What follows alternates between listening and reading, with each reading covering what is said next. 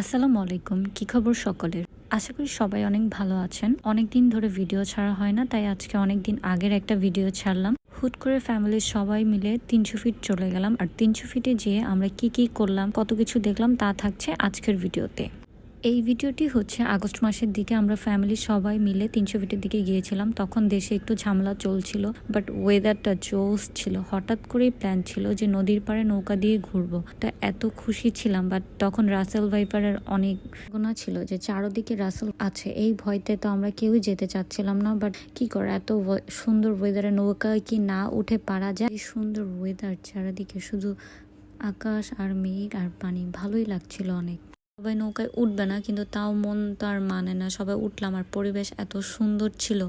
নৌকা ভ্রমণ শেষে কিছুক্ষণ পরে সামনে দেখে একটা দোলনা, তো এটা দেখে আম্মু, খালামণি, আপু আর লোভ সামলাতে আমরা কেউই পারলাম না।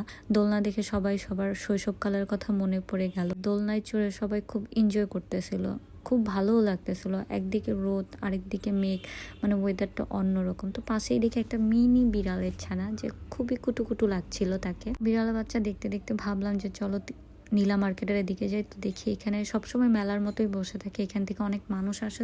তো চারিদিকে দোকানগুলোতে অনেক জিনিস পাওয়া যায়। তো ঘুরে ঘুরে জিনিসগুলো দেখছিলাম, ভালোই লাগতেছিল। দেখলাম কোনটা নিব আর কোনটা নিব না। তো ওইখান থেকে কিছুই নেওয়া হয়নি তেমন। পাশেই দেখলাম মেলার মতো অনেকগুলো রাইড, যেগুলো দেখে খুব মজা লাগছিল। আর ভাবছিলাম যেগুলোতে যদি উঠতে পারতাম। তো সাথে সাথে আমরা যেই কথা সেই কাজ, সবাই উঠে গেলাম।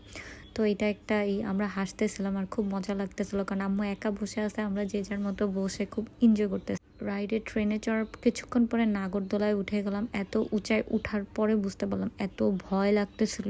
নিচে থেকে মনে হইতেছিল যেন পড়ে যায়, মনে হইতেছিল যে এখনই পড়ে যাব। বাট মনে মনে অনেক দোয়া পড়তেছিলাম যেন না পড়ে যায়, বাই চান্স, বলা তো যায় না, বিপদের হাত নেই। রাইড চড়া শেষে চলে আসলাম খেতে। এত ক্ষুধা লেগেছে, বের হয়েছি দুপুরবেলা। তো ঘোরাফেরা শেষে যে যার মতো অর্ডার দিলাম, গল্প করতেছিলাম কে কোনটা খাবো, অর্ডার দিলাম। তারপর অনেকক্ষণ বসার পরে আমরা চাপটি, ওইখানে পাশে দেখলাম সামনেই চাপটি বানাচ্ছে, সেটা অর্ডার দিলাম। এখানে চাপটি, ফ্রাইড রাইস, যে যেটা খায় সবই পাওয়া যায়। তো চাপটি খাবো, আর ঠান্ডা কোক বা ফান্টা হবে না, এটা কি হয়? সবাই যে যার মতো ক্লান্ত হয়ে খাওয়া দাওয়া করে বাড়ি ফেরার দিকে রওনা দিলাম। তো বাড়ি ফিরতে ফিরতে দেখলাম রাস্তাঘাটে কত গাড়ি। তো ভালোই লাগতেছিল, বাট শনিবার থাকে, রাস্তা খুব ফাঁকা ছিল, এমন একটা গাড়ি রাস্তায় ছিল না। আজকে এই পর্যন্ত, সবাই ভালো থাকবেন। ভিডিওটি কেমন লাগলো কমেন্ট করে অবশ্যই জানাবেন।